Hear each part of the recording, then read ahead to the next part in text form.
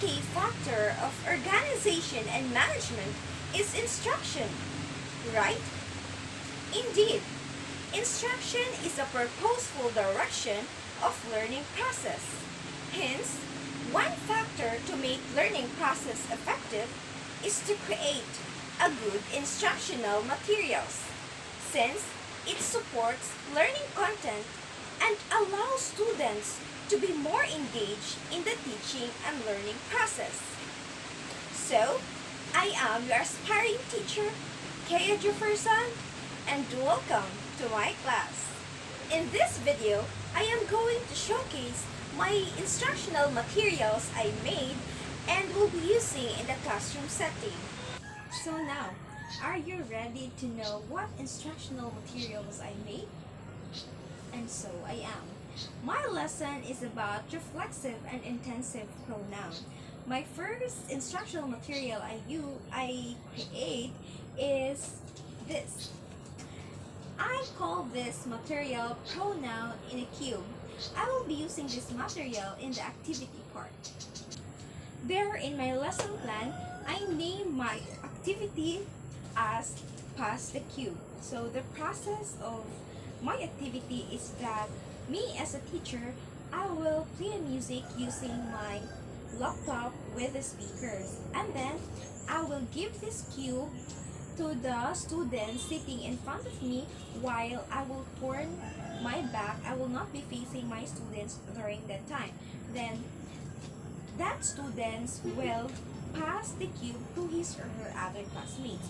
But before he pass the cube, he or she will first assemble the cube and find a word, like for example, herself.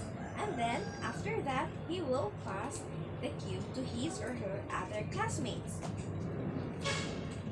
The process will go on and on, not until the music stops. The idea of this activity is likely the same with the most common parlor game that we all know, named as stop dance. So, activity, the students will not dance, but instead they will be passing this material when the music is playing.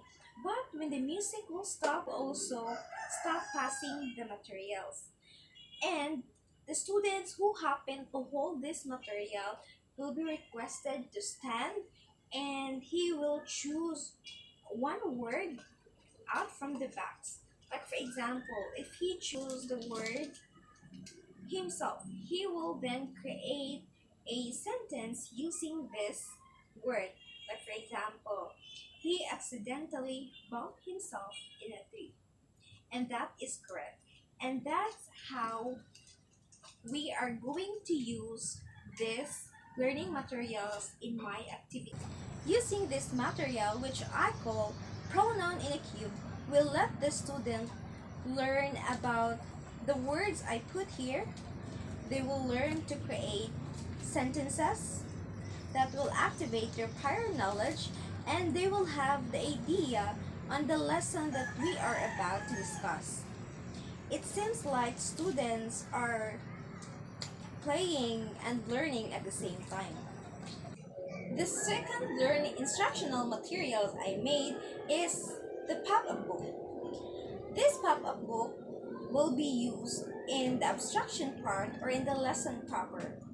In my pop-up book, I put the title of the lesson, which is the reflexive and intensive pronoun, the definition of reflexive pronoun, the example of reflexive pronoun, the definition of intensive pronoun, and its example to ensure that the students will truly understand the lesson. I believe using this pop-up book, I can motivate the students to learn, to listen attentively, to keep the student interactive, and to add some incentives and rewards to the discussion, especially to the students who easily get bored.